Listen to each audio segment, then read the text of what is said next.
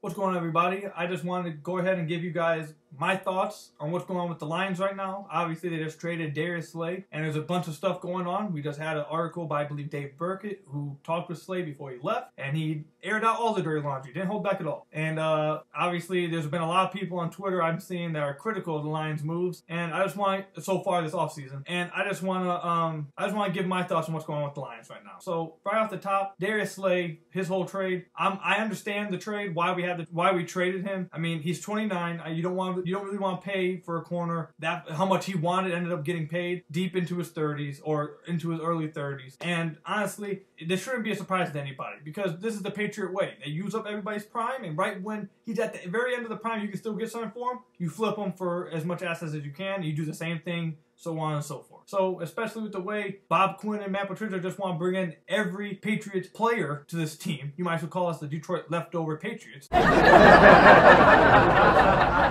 way they want to do that, it's not shocking. And also, I gotta be honest, I think that they actually did good with that situation in terms of what they got. So, if you take into consideration, my man Logan, I forget his last name, I can't pronounce it, I'm sorry Logan, but my man's Logan on Twitter put it up. The Lions basically swapped salaries with him and Desmond Trufant. They signed Desmond Trufant, and the difference between trading Slay and signing Trufant pretty much canceled out. So you basically didn't spend no money there. You basically got Trufant. And then you also got a third and a fifth. Now, Trufant's a nice corner. He dealt with some injuries, but if he can stay healthy, he's a nice corner. And you got a third and a fifth. So now the Lions have 5 picks in the top, 85, I believe it is? First 85 picks. So that's really good. I actually think that's fine. I understand some people thought we should get more for Darius Slay, but I mean, I think that they actually did pretty well with that situation. They wanted to get Slay out of there, obviously, and I think they did fine with it. I think getting Trufant third and a fifth, basically Trufant for like just same salary, swapping it out. So basically, I don't want to say for free, but basically you get what I'm saying. And the third and fifth, I think that's straight. Now, let's get into everything else. So far in the Lions offseason, they've attacked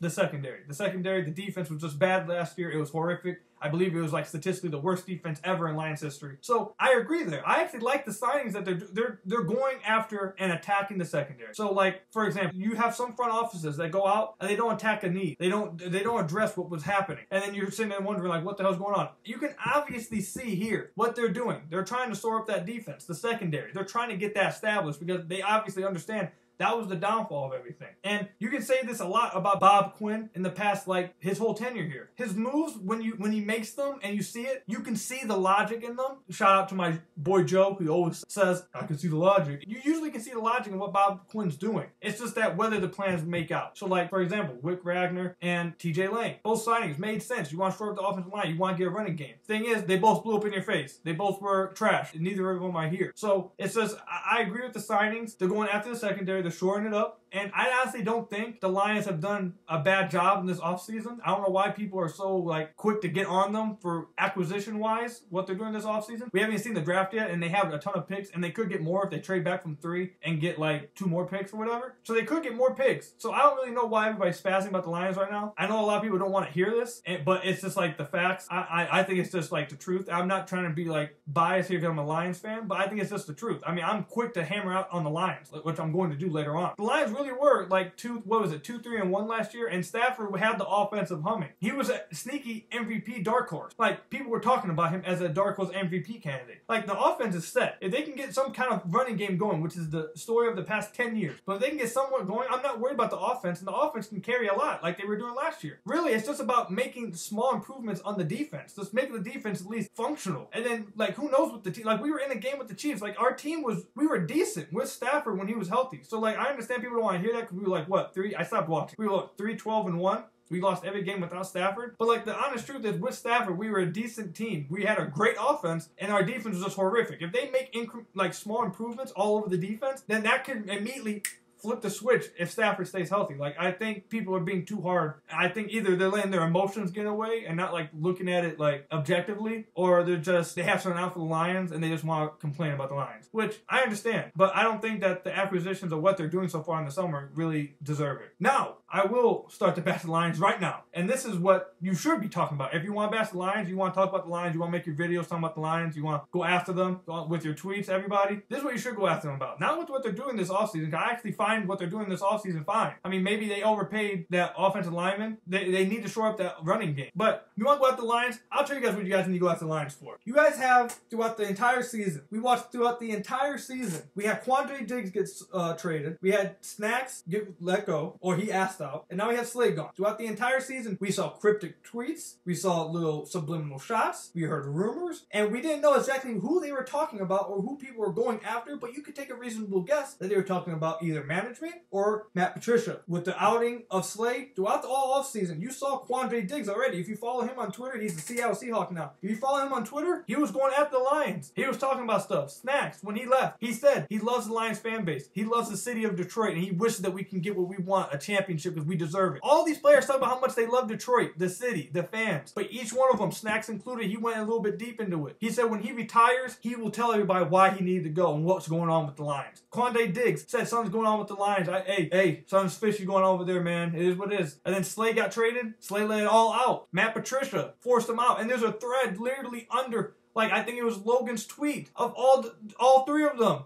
including Golden Tate, all of them going after the Lions. It was literally just a thread of them responding to each other, going after the Lions. Literally. Like, bro, you can't have that. They're not the Lions. I won't say the Lions. Because they said, Darius Slay said he had a great relationship with Bob Quinn, but it's Matt Patricia. And man, listen, Matt Patricia is basically trying to pull a Bill Belichick. Pretty much the Patriot way. If you don't fit in my locker room, if I don't like you, and I think you cause too much of a distraction, I'm just going to kick you out. You don't do it my way, you're gone. No matter how talented you are. And if you're the Patriots, that works. You can do that. Because you win. You win nonstop. You've won Super Bowls. You have Tom Brady. You've won nonstop. The Lions have not won nonstop. They are one of the worst franchises in sports. So when you try telling people what to do and you kick them out, just because they're, outspoken and have a little bit more character and swagger about them, you just kick them out. The Lions don't have that kind of say to do that kind of thing. And you're going to piss off everyone you do when you do that. Like, bro, we have lost Barry. Barry retired early. Some people think he's the best running back of all time. If not, he's top 3. Calvin, if you're not talking career-wise, because I know he has a short career and people want to hold that against him, but everyone knows if you're just looking at Calvin in his prime, people will argue he's the best ever at his position. Both of them left. Both of them just left. Stopped playing. They didn't ask for a trade. They left. They just said we don't want to play no more because of what you guys have done to us. You guys don't treat us right. You guys lose. And